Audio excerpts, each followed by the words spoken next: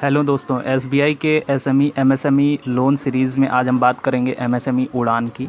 ये फाइनेंस है जो कि स्टार्टअप्स को दिया जाता है बैंक्स और एनबीएफसीज के थ्रू। तो इसमें जो है आपका स्टार्टअप बस जो है डीपीआईआईटी के अंडर रजिस्टर्ड होना चाहिए या उसके द्वारा रिकॉग्नाइज्ड होना चाहिए। डीपीपीआईटी जो है ये डीपीआईआईटी ये department of promotion of industry and internal trade है जो कि गवर्नमेंट ऑफ इंडिया के अंडर में आता है। इसमें दो तरीके का लोन आपको प्रोवाइड किया जाता है, एक वर्किंग कैपिटल्स के लिए और दूसरा जो है टर्म लोन्स के लिए। इसमें 50 करोड़ तक का टोटल लोन दिया जाएगा। और मार्जिन की बात करें तो 10 लाख तक कोई मार्जिन नहीं है और 10 लाख के ऊपर जो है 25% मार्जिन वर्किंग कैपिटल के केस में लगती है, वो भी स्टॉक्स एंड रिसीवेबल्स जितना भी हमें हमारा रिसीवेबल्स होगा, जितना भी स्टॉक्स होगा उसका 25% मार्जिन लगेगा। नेक्स्ट प्राइसिंग की बात करें तो इसमें अट्रैक्टिव काफ़ी इंटरेस्ट रेट्स होते हैं based on internal credit rating of the borrower. और दूसरा जो है 50 BPS concession in interest rate to women beneficiary. Womens को इसमें जो है बीपीएस कंसेशन मिलेगा, 50 बीपीएस कंसेशन मिलेगा। बीपीएस क्या है? ये बेसिस पॉइंट है जो कि इंटरेस्ट रेट्स को मेजर करने की यूनिट होती है। अब यहाँ पे एक बीपीएस जो होता है 0.01% के बराबर होता है, तो 15 to 0.01 that is 1/100th of 1% होता है एक बीपीएस। बेसिस पॉइंट जो होता है ये 1/100th ऑफ 1% होता है, तो 50/100 that is half of % concession मिलेगा अगर वो जो उसका रजिस्ट्रेशन हुआ है वो वुमेन के नाम पे है या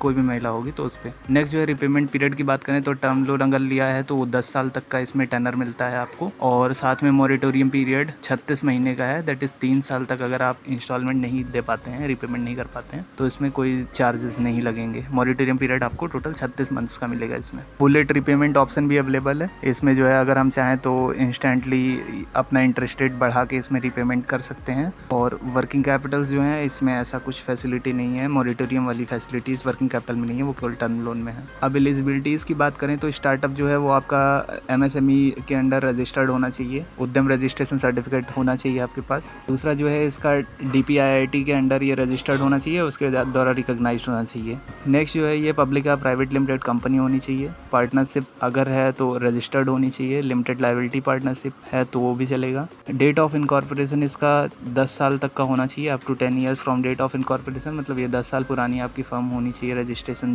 डेट के बाद से। टर्नओवर जो है वो पिछले जितने भी फाइनेंशियल ईयर्स थे उसमें जो है 100 करोड़ नहीं एक्सीड करना चाहिए आपका टर्नओवर, क्योंकि फिर वो स्टार्टअप के अंडर में नहीं आएगा। नेक्स्ट जो है ये should not have been formed by splitting और reconstructing on already existing business, मतलब ये आपका ग्रीन फील्ड बिजनेस होना चाहिए। ग्रीन फील्ड मतलब आपका जो है स्क्रैप से उठा हुआ ये बिजनेस होना चाहिए। ऐसा नहीं कि किसी पहले जो बिज़नेस चल रहा था उसको आपने क्रॉप करके फिर वहाँ से नया बिज़नेस उसी में ज्वाइन कर दिया है, या किसी बिज़नेस को आप एक्सपेंड कर रहे हैं तो उस केस में वो स्टार्टअप के अंदर नहीं कंसीडर किया जाएगा। मतलब आपका बिज़नेस जो है वो स्क्रैप से उठ के होना चाहिए, ग्रीन फील्ड बिजनेस होते हैं ये। और startup should have the support of recognised incubator, accelerator और इन्वेस्टर्स। अगर आपके पास वीसीज हैं या इन्वेस्टर्स पहले से प्रेजेंट हैं, प्रोमोटर्स हैं, तो उनकी पूरी डिटेल्स यहाँ पे होनी चाहिए। नेक्स्ट टर्म्स एंड कंडीशंस की बात करें तो यहाँ पे कोलेटरल पे हम जाएंगे सीधे। ये क्या है? Loans up to 50 lakh. इसमें जो है अगर आप 50 लाख तक का लोन देते हैं तो वो सीजीटीएमएससी के अंडर में आएगा। सीजीटीएमएससी में आपको गवर्नमेंट द्वारा गारंटी मिलती है, तो इसमें जो है कोलेटरल